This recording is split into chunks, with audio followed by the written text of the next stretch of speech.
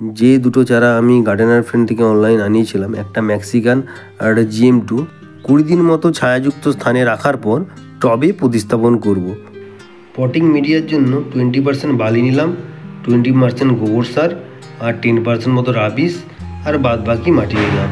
বালতিগুলো আগে থেকেই ফুটো করে রেখেছি।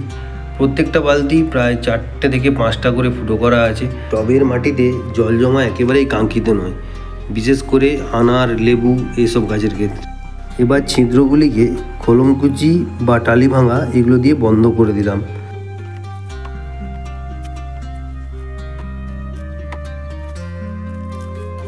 প্রথমে একটু বড় বড় আকৃতির গার্বেলসগুলো দিলাম, তারপরে ছোট ছোট গার্বেলসগুলো দিয়ে ভরিয়ে দিলাম। এর ক্ষেত্রে ড্রেনেজ সিস্টেম ঠিক রাখা খুব গুরুত্বপূর্ণ, তা না হলে জল জমলেই শিকড় পচতে শুরু করবে এবং গাছ মরে যাবে। এবার অল্প অল্প করে বালি দিলাম যাতে মাটিগুলো ধুয়ে বেরিয়ে এনে যায়। এবারে আরও কিছু উপাদান মিশিয়ে নেব, এগুলো আপনাদের কাছে থাকলে ব্যবহার করতেও পারেন, নাও পারেন। এটা নিচ্ছে অর্গানিক পটাশ। ইনিশিয়াল স্টেজে ভেজিটেটিভ গ্রোথ দরকার হলেও গাছকে দৃঢ় ও মজবুত করতে এই পটাশ খুবই প্রয়োজন। যদিও গোবর সার বা ভার্মি কম্পোস্টের মধ্যে এই পটাশের পরিমাণ অল্প থাকে। এবার নিয়ে নেব আমার অনেক দিন আগে থেকে তৈরি করা হাড় গুঁড়ো ও সিংকুচো আর নিমখোলের গুঁড়ো। এটা খুবই অল্প পরিমাণে নিলাম।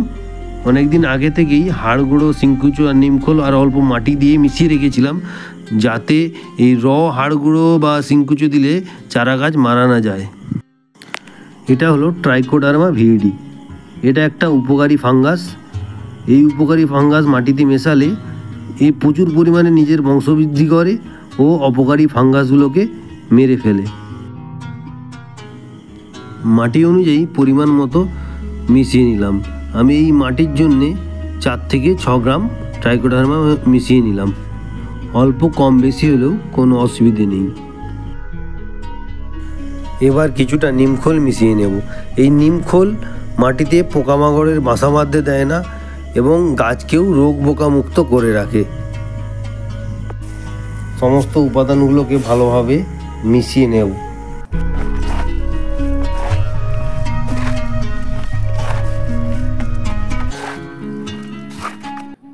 এবার গ্রো ব্যাগটা কেটে রুট বলটা বের করব।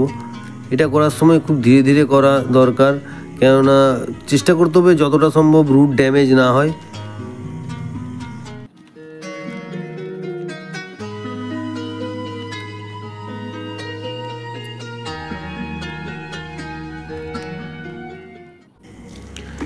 এবারে কিছুটা মাটি ভরে নেব, প্রায় 30% মতো নিচে মাটি দিয়ে দিলাম। এরপর ধীরে ধীরে গাছটা বসাবো।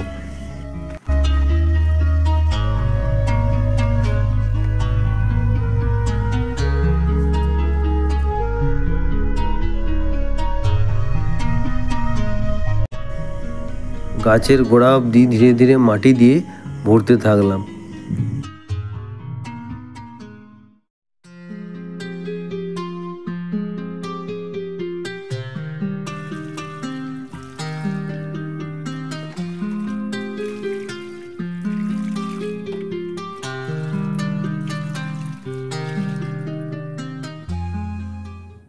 মাটি বেশ কিছুটা জল টেনে নেওয়ার পর হাত দিয়ে আস্তে আস্তে করে চেপে দেব, যাতে ভেতরে কোনো শূন্যস্থান না থেকে যায়। আরও বেশ কিছুটা জল দিয়ে দিলাম। এই অবস্থাতেই দিন 15 রোদ ছায়াযুক্ত জায়গায় গাছটিকে রেখে দেব। মাসখানেক পর গাছগুলোর চেহারা, ছোট ছোট কিছু নিচের দিকে ব্রাঞ্চ বেরিয়েছিল, সেগুলো আমি প্রুনিং করে দিয়েছি। কেননা আনার গাছ প্রথমে কিছুটা লম্বা করে বাড়িয়ে নিতে হয়, যাতে করে টবের মাটিতে রোদ পৌঁছাতে পারে। আমি এইভাবেই পটিং করি। আগামীতে এই গাছের আরও পরিচর্যা তুলে ধরব।